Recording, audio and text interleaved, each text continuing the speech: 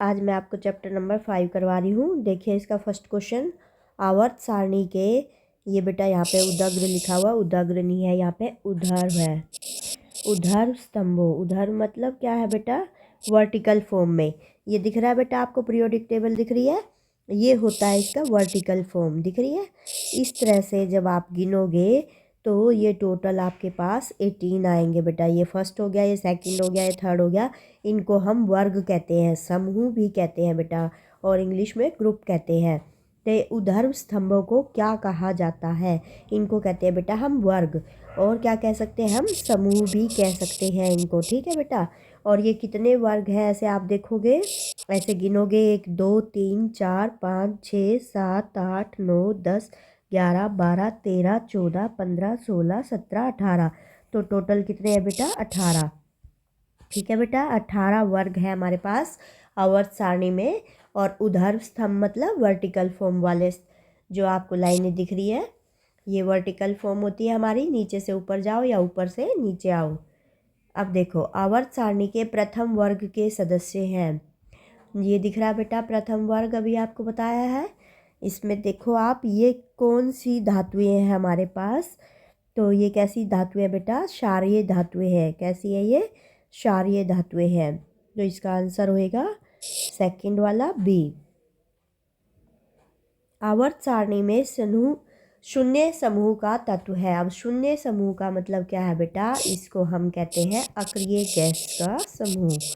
अक्रिय gas कह सकते हैं हम इनको, निष्क्रिय तत्व कह सकते हैं। इसके देखिए कितने नाम है बेटा, निष्क्रिय तत्व है। और ये ग्रुप 18 के भी सदस्य हैं। ग्रुप 18 मतलब वर्ग 18, समूह 18। अब इसमें देखो, इसमें से हमें छांटना है कि समूह 18 का इसमें से कौन सा सदस्य है।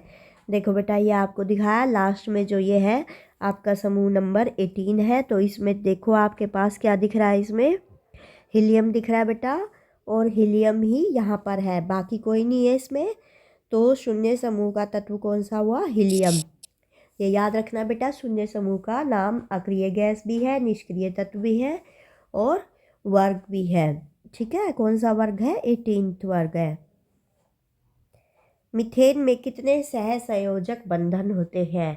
अब ये सहसंयोजक बंधन क्या होते हैं बेटा, जब किसी दूसरे एलिमेंट के साथ मिलकर, तत्व के साथ मिलकर कोई भी कार्बन शेयरिंग करता है, म्यूचुअल शेयरिंग करके जब वो क्या करता है, बंध बनाता है, तो उन्हें हम सहसंयोजक आबंधन कहते हैं, या सहसंयोजक आबंध भी कहते हैं।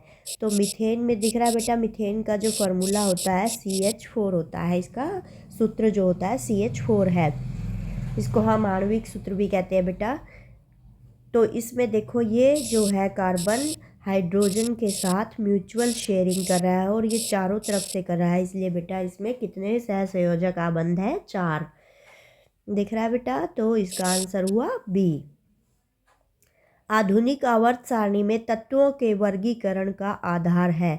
आधुनिक आवर्त सारणी में तत्वों के वर्गीकरण का आधार बेटा आपको याद रखना है, परमाणु संख्या के आधार पर तत्वों का वर्गीकरण किया गया है। इससे पहले जो भी वैज्ञानिक आए, जैसे इससे पहले मेंडलीफ आया, और एक क्या आया था, डोबेराइनर आया था। मेंडलीफ की आवर्त सारणी थी, डोबेराइनर का त्रिक था, डोबेराइनर का त्रिक था, और न्यूलैंड का अष्टक नियम था, न्यूलैंड का अष्टक नियम, ये इन्होंने दिया था। डोबेराइनर ने त्रिक दिया था, न्यूलैंड ने अष्टक नियम दिया था, और मेंडलीफ की आवर्त सारणी थी बेटा। ये वैज्ञानिक पहले आए इस आधुनिक आवर्त सारणी से, तो उन्होंने अपने अपने विचार प्रस्तुत किए। उन्होंने जो आवर्त सारणी के तत्वों का वर्गीकरण किया था, ये याद रखना है बेटा, ये परमाणु भार के आधार पर किया था, या परमाणु भार कह सकते हैं, या परमाणु द्रव्यमान कह सकते हैं, भार या द्रव्यमान।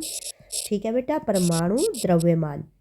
तो ये याद रखना आपको, अगर इनमें से पूछा जाए मेंडलीफ की आवर्त सारणी में तत्वों का वर्गीकरण किस आधार पर किया गया, तो आपने याद रखना है परमाणु भार के आधार पर। डोबेराइनर के त्रिक में किस आधार पर, परमाणु द्रव्यमान, परमाणु भार। और न्यूलैंड का अष्टक नियम भी परमाणु भार के बढ़ते क्रम में तत्वों को रखा गया था। लेकिन आधुनिक आवर्त सारणी में तत्वों का वर्गीकरण परमाणु संख्या के आधार पर किया गया। ये बेटा ध्यान रखना है, वेरी वेरी इंपॉर्टेंट क्वेश्चन है आपका। अब देखो, अमोनिया के अणु में नाइट्रोजन एवं हाइड्रोजन के परमाणुओं की संख्या का अनुपात है। अब अमोनिया को कैसे लिखते हैं बेटा, NH3। तो इसमें नाइट्रोजन का दिख रहे हो 1 परमाणु है और हाइड्रोजन के 3 परमाणु है, तो इसका अनुपात क्या हो गया, 1:3 या 1:3 भी कह सकते हैं बेटा। तो इसका ऑप्शन हो गया सी करेक्ट। अब लोहे की परमाणु संख्या है, लोहे की परमाणु संख्या याद रखनी है बेटा 26 होती है, तो इसका आंसर रहेगा बी। ठीक है बेटा। आधुनिक आवर्त सारणी में वर्गों की संख्या होती है, ये आपको याद रखना है बेटा। मैंने समझाते हुए पीरियोडिक टेबल आपको बताया। आधुनिक आवर्त सारणी में वर्गों की संख्या ऊर्ध्व स्तंभ जो वर्टिकल फॉर्म में होते हैं, ऊपर की ओर भी देख सकते हैं, नीचे की ओर भी देख सकते हैं, तो इनकी संख्या होती है 18 अभी गिन के बताए थे आपको बेटा। ओजोन के एक अणु में ऑक्सीजन के परमाणुओं की संख्या होती है। ओजोन को हम कैसे दिखाते हैं बेटा, O3 से। तो यहाँ पर ऑक्सीजन के परमाणु दिख रहे हैं आपको 3 है, तो इसका आंसर रहेगा 3 वाला। ये है आपका ऑप्शन नंबर सी। ठीक है बेटा। अब क्वेश्चन नंबर 10 देखिए, आवर्त सारणी में कितने आवर्त क्षैतिज पंक्तियाँ होती है। अभी आपने बताया था कितने वर्ग, जो उधर्व पंक्तियाँ थी बेटा, उधर्व मतलब वर्टिकल फॉर्म और क्षैतिज पंक्तियों का मतलब है हॉरिजॉन्टल फॉर्म।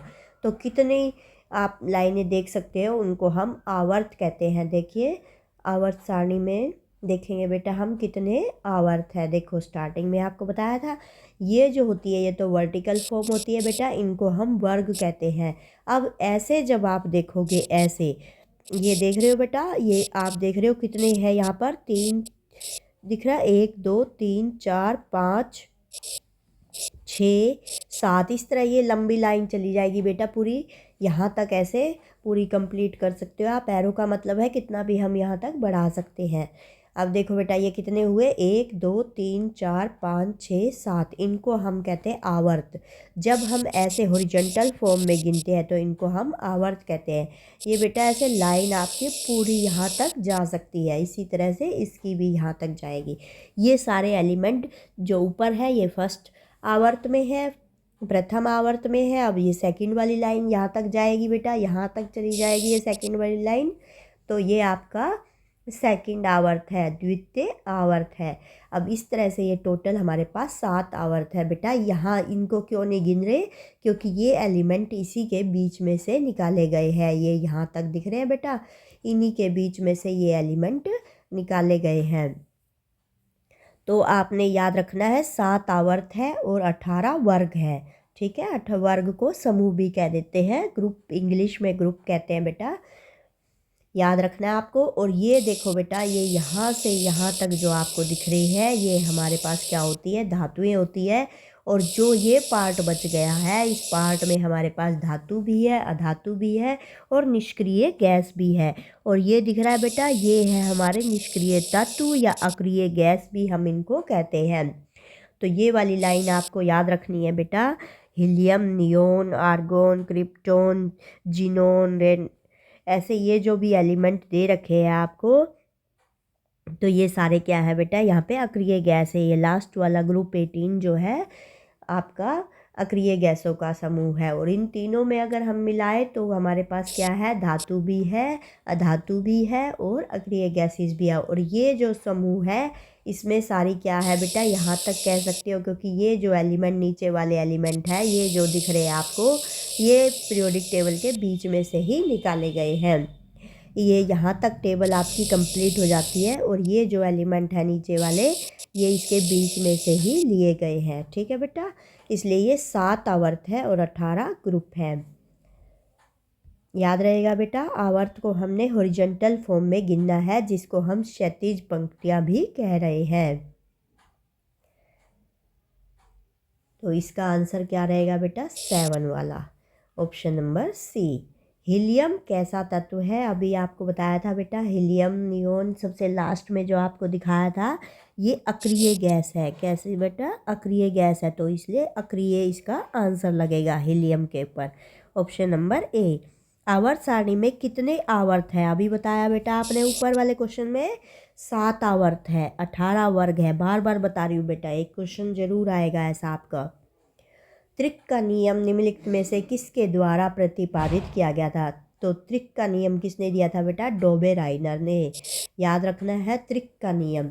अब ये त्रिक का नियम होता क्या है बेटा? त्रिक का नियम में डोबेराइनर ने तीन तीन तत्वों को एक साथ रखा, जैसे लिथियम, सोडियम, पोटाशियम। ऐसे उसने बेटा 3 अलग अलग तत्व थे जो उनको एक ही लाइन में इनके बढ़ते हुए परमाणु किसके आधार पर रखा था? परमाणु भार के आधार पर रखा था। ऐसे उसने बेटा 2 और त्रिक दिए थे जिसमें 3 तत्वों को उसने इकट्ठा किया और इन तीनों तत्वों को, त्रिक मतलब 3, तो इसने 3 तत्वों को इस तरह से रखा कि जो बीच वाले तत्व का परमाणु भार है वो दोनों तत्वों के परमाणु भार का औसत होता है। देखो कैसे होता है, मैं चेक करवाती हूँ। बीच वाले तत्व का परमाणु भार बाकी दोनों तत्वों के परमाणु भार का औसत होता है। अब लिथियम का परमाणु भार बेटा 7 होता है, अबाउट 7 होता है, 6.9 समथिंग होता है, तो इसको हम 7 कह सकते हैं लिथियम का परमाणु भार। आपको बताया था बाकी सबने अपने जो तत्वों का वर्गीकरण किया था वो किसके आधार पर किया था? परमाणु भार के बढ़ते क्रम के आधार पर। अब लिथियम है 7 है इसका। अब पोटाशियम को हमने लेना है, पोटाशियम का जोड़ना है बेटा हमने, तो पोटाशियम का बेटा क्या होता है? के से डिनोट करते हैं हम। सॉरी, यहाँ पे मैंने सोडियम को लिख दिया, तो बोल रही हूँ मैं पोटाशियम, तो हमने लिखना है यहाँ पर क्या लिखना है बेटा? के। दिख रहा है बेटा आपको? पोटाशियम लेना है हमने, दोनों का जोड़ना है। अब पोटाशियम का कितना होता है बेटा? 39 पॉइंट समथिंग होता है। जब हम इनको जोड़ेंगे दोनों को तो 7 9 16 हो गया और ये आ गया आपका 46। तो इन दोनों का औसत, अब इन दोनों का औसत निकालेंगे तो बेटा क्या आएगा? 23।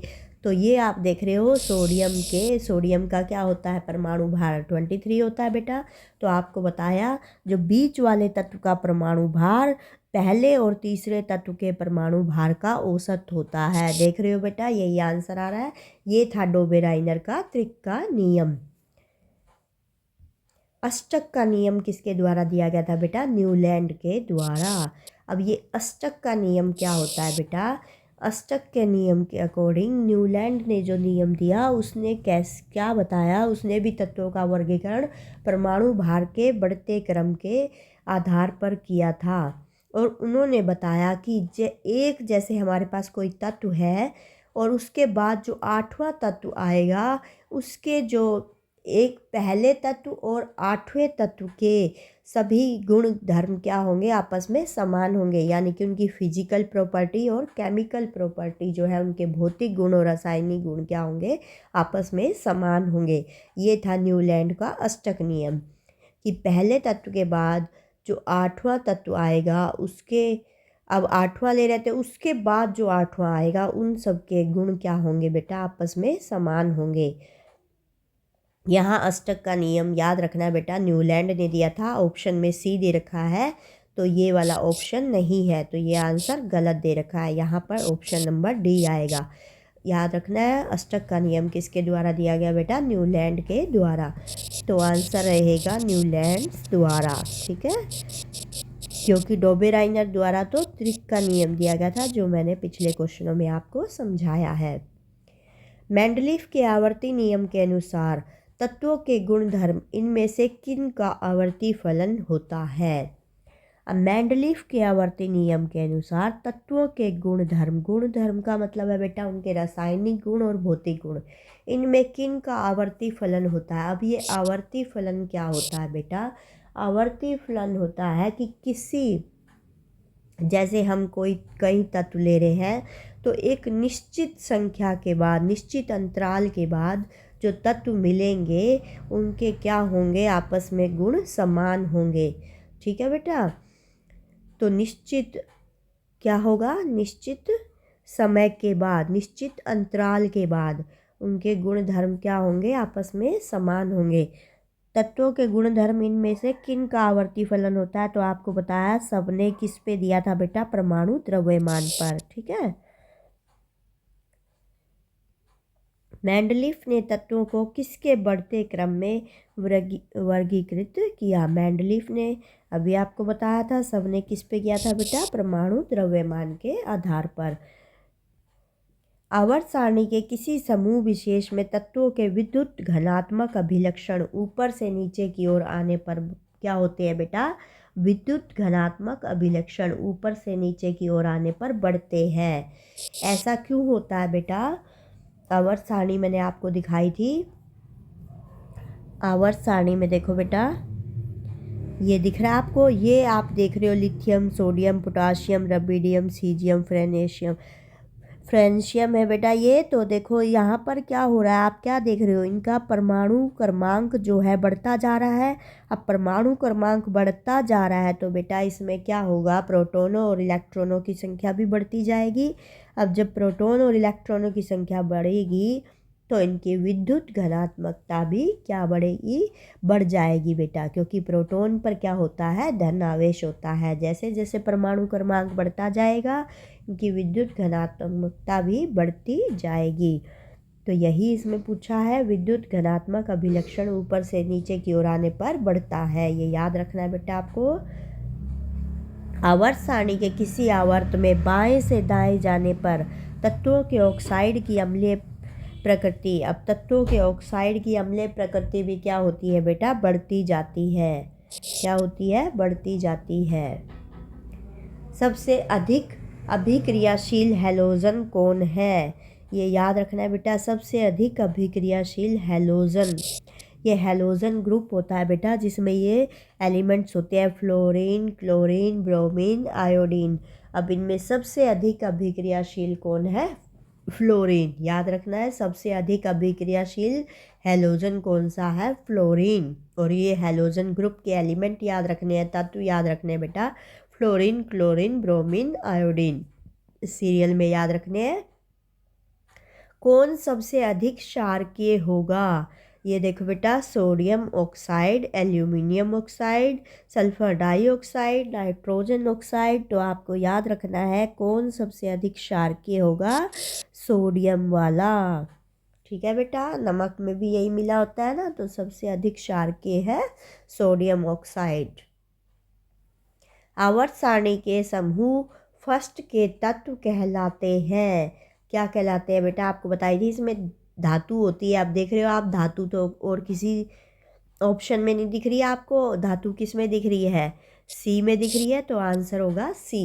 आवर्त सारणी के समूह दिखाए थे बेटा आपको, ऐसे थे, ऊपर से नीचे की ओर या नीचे से ऊपर की ओर।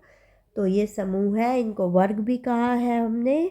तो इसके तत्व मैंने आपको बताए थे, जो स्टार्टिंग में हमारे पास सारी क्या है? धातुएं हैं। तो इसका क्या आ गया? क्षार धातु आंसर आ गया। मैग्नीशियम आवर्त सारणी के किस समूह का सदस्य है? अब मैग्नीशियम कैसे पता चले बेटा कौन से आवर्त का है? हमारे पास 7 आवर्त है, तो आवर्त सारणी के किस समूह का सदस्य है?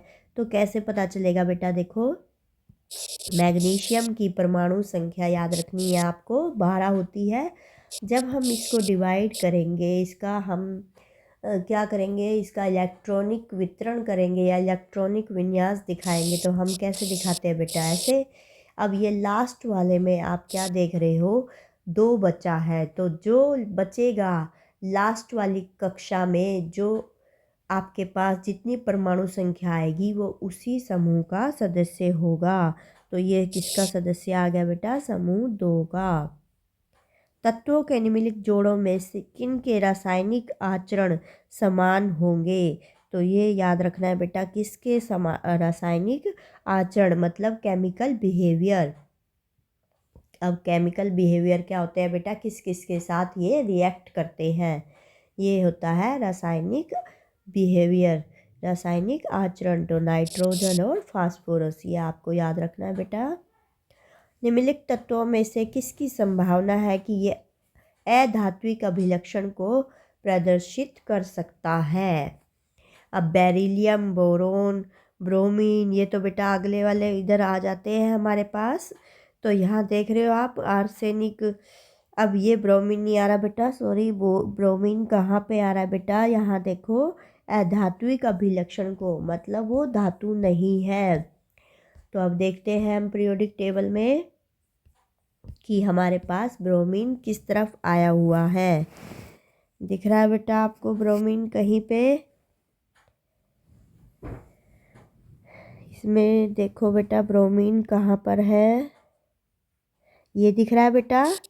आपको मैंने बताया था जो पिछले वालों में है हमारे पास धातु भी है, ये धातु भी है, अधातु भी है, तो अधात्विक लक्षण ब्रोमीन में आया है। ये बेरिलियम, बोरोन आपको कहाँ दिख जाते हैं बेटा, आगे दिख जाते हैं। तो इसलिए ये तो क्या है, हमारे पास धातु है और हमने बताना है अधात्विक। अधात्विक का मतलब अधातु के लक्षण किसमें है। तो यहाँ देखा बेटा आपने,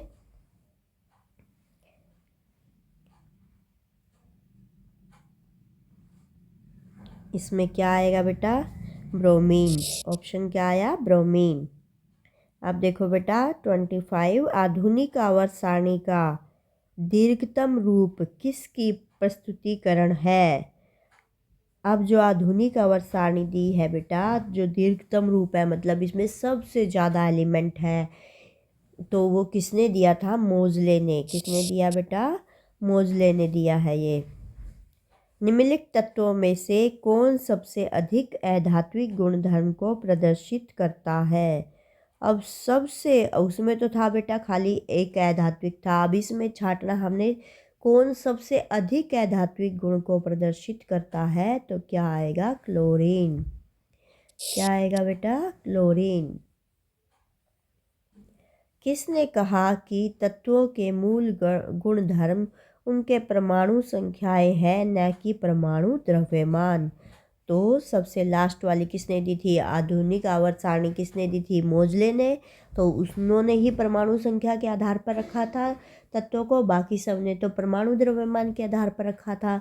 तो ये किसने कहा होगा कि तत्वों के मूल गुणधर्म उनके परमाणु संख्या है, ना कि परमाणु द्रव्यमान। तो किसने कहा बेटा, अभी आपको बताया था, आधुनिक आवर्त सारणी किसने दी थी, मोजले ने। तो इसका आंसर हो गया मोजले। आधुनिक आवर्त नियम के अनुसार तत्वों का गुणधर्म, तत्वों का गुणधर्म क्या होता है बेटा, आधुनिक आवर्त नियम के अनुसार बताया परमाणु संख्या का आवर्त फलन है। उनको परमाणु संख्या के आधार पर तत्वों का वर्गीकरण किया गया है। आधुनिक आवर्त सारणी में बाईं से दाईं ओर जाने पर परमाणु आकार, अब बाईं से दाईं ओर जा रहे हैं बेटा, तो परमाणु आकार जो है वो भी बढ़ता है। बाईं मतलब लेफ्ट से राइट की ओर जा रहे हो तो परमाणु साइज क्या हो रहा है बेटा, बढ़ रहा है।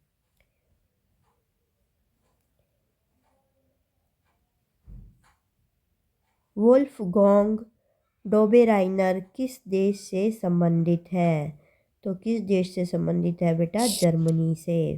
ठीक है बेटा, okay, bye bye. Next video में आपसे फिर से मिलेगी आपकी सुदेश मैडम, बाय।